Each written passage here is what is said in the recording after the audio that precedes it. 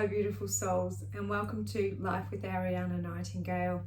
Today is the 30th of June and it is my greatest honour and privilege as always to bring you my spiritual awakening and life story. Today I would like to tell you all a little something that's happened to me over the last couple of days.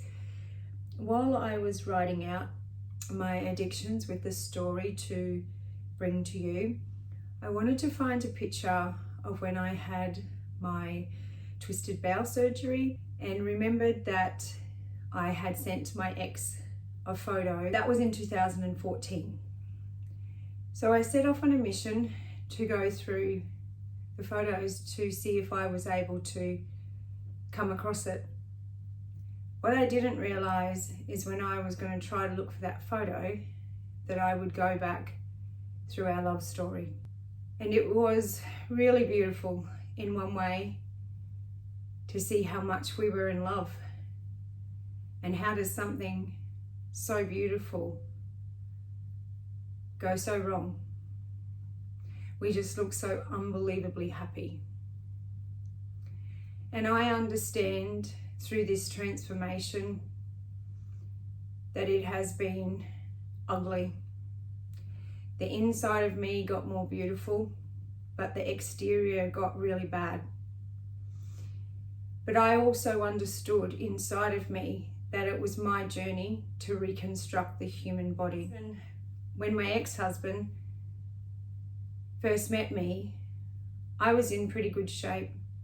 And I remember him saying to me that the first thing he noticed about me was my looks and my body. Something if someone said to me these days, I would turn around and walk out. And I understand it. Looking back through the photos, this is what I looked like when he first met me. And then in about 2018-19, I put on a lot of weight. I don't know for what reason. A lot of drinking, bad eating. I was still bulimic at the time. And then through my transition, as my body was all going back into place and everything was opening up and my dead skin and all that sort of thing was peeling off, this is what I look like. That just wasn't going to work for my ex. It got too ugly and too weird, and he just did not believe that I could reconstruct my body on my own. Nobody else was going to help me. I had went to so many doctors, chiropractors. Masseuses are fantastic. At the moment, I don't have the funds to be going and having a massage every week like I used to. And that's fine, because I know how to do it all myself anyway. But it's just really nice to be able to get somebody else to work on your body for a little while. I still have a long way to go, guys. This is what my body looks like today. So you can see that it is slowly rebuilding. You also have to remember that I am 58 years old, and 4 years ago, around about 4.5 years ago, the doctor's diagnosis to me was more or less I was going to be in a wheelchair. There was nothing that they could do for me, and I was going to live in pain for the rest of my life. That was not going to cut it for me. That was not living. The pain that I lived in was absolutely excruciating. But I just want to say, look, I get it. I get it, and I don't blame my ex at all. I just really, truly believed in my heart that if I was going to go through this with anybody, that he would have been my person, that he would have stuck by me through anything as I would have for him. And I think that's when you truly know that you're in love with someone and you're prepared to look at somebody and just honor them for the human that they are. But that didn't happen in my case, and it broke my heart. And it's 3.5 years on, and I can say after looking at those photos, I had a breakdown like you would not believe. I cried and I cried and I cried and I cried. And it was really good for me afterwards to get rid of that emotion that was trapped in my body. I still don't believe it's all gone, that's for sure. But when you love somebody truly and deeply, mending the heart is a really painful thing to do. But you can't just push it down or push it aside or pretend it didn't happen. I understand that it was our journey together, but it doesn't make it any easier. So I just wanted to share that little bit with you. And I did find the pictures of the staples in my stomach after all of that. So for that, I'm really pleased. So today I would like to share with you my addictions in my life and where I am now. I never thought of this one as an addiction until I started writing this, but bulimia was my first addiction, an addiction to food and control. This started when I was 14 years old, when my dad told me that if I didn't stop eating, that nobody would want me or love me. It lasted for about 40 years, and looking back now, I don't know how I did that to myself. It just became my normal. Then came cigarettes, a habit I picked up at around the age of 15 and carried on and off with me for about a decade. It wasn't glamorous or cool like I thought it might be at the time. It was just another way of coping, filling the space I didn't know how to sit with. I remember saying to myself, when cigarettes get to $2 a packet, I am quitting. I'm done. That's almost laughable now, but at the time it was a firm boundary I set. And believe it or not, when cigarettes got to $2 a packet, I quit. There was no way that I was going to pay that much for something that was slowly killing me. As soon as I was old enough to start drinking, alcohol quickly became another go-to. Just like food and cigarettes, I developed an unhealthy relationship with it. Looking back now, I can see it wasn't about the alcohol itself. It was about escaping, silencing the noise inside me, numbing the pain I didn't know how to yet feel or face. That pattern stayed with me for years, right up until the beginning of my awakening, when I started to truly wake up to myself, to my body, and to the life I wanted to live. I stopped drinking completely, and I didn't touch a drop for nearly 3 years. This was such a powerful reset, not only for my body, but for my mind and spirit.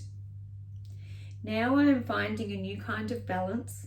I can enjoy a glass or two of wine from time to time, but I do so with awareness. My body often tells me clearly when I've had enough or when it doesn't want it at all. Alcohol is a poison after all, and these days I try to honor my body when it speaks. Then came the medication. I don't even know exactly when this began. It just crept in slowly, like so many things do. We are conditioned to believe that when something goes wrong with us, we run off to the doctors expecting that they have all the answers. And with every visit came a new prescription, a different pill for a different problem. Before I knew it, I was taking a handful of tablets morning, noon, and night, and I still didn't feel good. At one stage, I remember standing there looking down at all the pills in my hand and thinking, there is no way when all this goes to mush in my stomach that it knows what to do. But I dismissed it and I took them anyway because it was my normal. Everything changed in 2014 when I was hospitalised with a twisted bowel. The pain was unlike anything I had ever experienced before. After one emergency surgery, I was quickly back under the knife a week later as the first operation was unsuccessful. They didn't stitch me each time, they stapled me. I was in intensive care, screaming in pain, when the doctors told me I couldn't have anything else. I had had too many painkillers and they were now causing me to fit. That moment broke something open in me. I had trusted the system, trusted the medication, and now here I was, hopeless, in agony, and still no relief. Recovery was slow and painful when I left hospital. I was 39 kilos and I didn't even recognize myself. My bottom was just loose skin hanging on the tops of my legs. I felt like a shadow of myself. In 2015, something in me clicked. I didn't want to rely on pills anymore, and I didn't even believe that they were working. So I stopped cold turkey. And just to give you some idea on what I went cold turkey of, I'm not just talking about Panadol or Advil, guys. I'm talking about some really serious drugs. This is what the doctors had me on when I quit cold turkey that I remember. I was on Tramadol, Seroquel, Valium, Xanax, Zoloft, and Thyroxine. The weeks that followed were hell. Sweating, vomiting, and shaking, but I made it through.